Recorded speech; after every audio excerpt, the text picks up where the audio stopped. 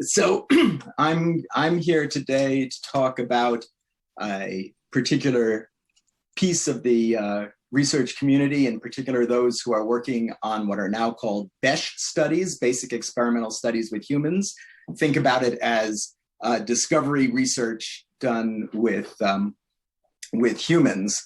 I'm funded by NIH and NSF, and for this particular purpose, I'm the past president of the Federation of Association of Behavioral and Brain Sciences, and I'm the editor of one of the journals in our field, Cognitive Research Principles and Implications, which is a Psychonomic Society journal.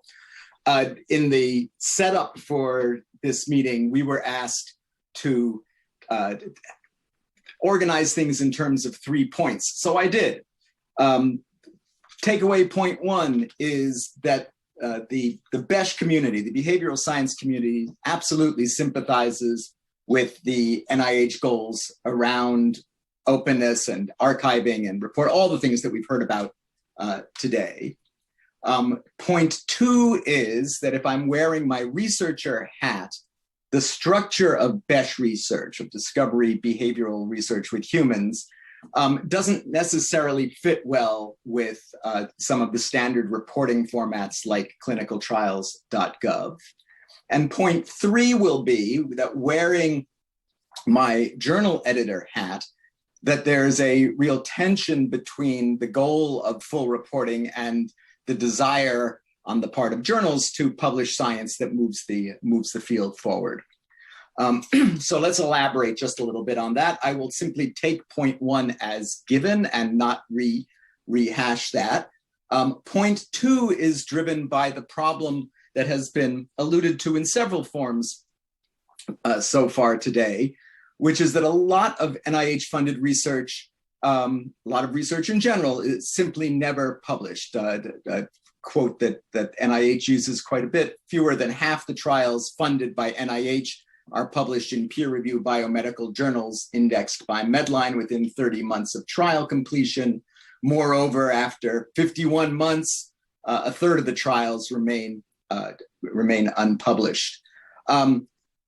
For our purposes, a lot of the issues center around the question of what is actually a clinical trial. We've got a sort of a general notion. You do an experiment with your mice or whatever.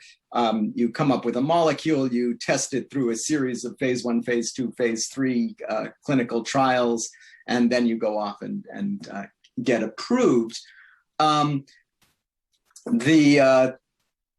NIH, in an effort to round up the lost clinical trial sheep, put in a new definition of clinical trials some years back. The behavioral science community lived in blissful ignorance of this, having decided that it was not really our problem, but it turned out that it was.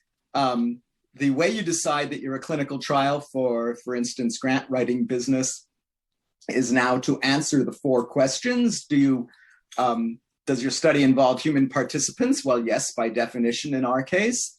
Are they assigned to an intervention? It depends a lot on what you call an intervention, but for most of us, the answer turns out to be yes, you're manipulating a variable, and that's intervening with the human. Of course, we're looking at the effect of that intervention on participants. And for the 4th question of whether or not this is health related, well, you certainly don't want to be telling the NIH that your research isn't health related. So all of a sudden, we are clearly falling within this clinical trials mandate. We certainly believe in registering and reporting. Why is this a problem? I'll just give you one version of why it's a problem from my own experience. My most recent R01 contains something like 25 clinical trials by the NIH division. In fact, I did a complete clinical trial last week by this definition because I thought up an experiment. We put it up on Mechanical Turk. We collected the data. Great. the sort of reporting that you would do for some of these massive studies that have been described earlier today clearly don't apply in our case. So we're going to need another path. What's the route? The route runs through the National Library of Medicine, who are working to come up with a reporting platform, a reporting methodology that will be distinct for BESH style research. Something that would make sense where I would end up reporting a study that took me a week rather than a study that was the subject of a 5-year grant. Let's go briefly back to this other problem, or this other part of the problem, the file drawer problem, that things are simply not ever getting published. The reason that's a problem wearing my editor hat is that I don't want, and I could be any old editor, I don't want your boring replication and your negative result and your misdesigned study in my journal. Not even if it's pre-registered. Pre-registration is great, but it doesn't necessarily make for an article I want to publish.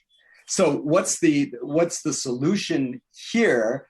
It's part of the solution to the previous problem. Absolutely, we should move to registration of any experiment that might be published.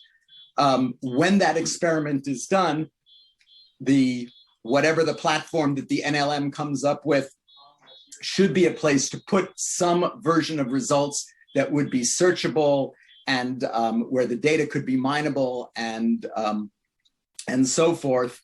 With a bit of luck, that would feed material into the progress report for my grant. That would be an incentive to me if this reporting, pre-registration and reporting made other reporting requirements for me simpler, and me in the plural.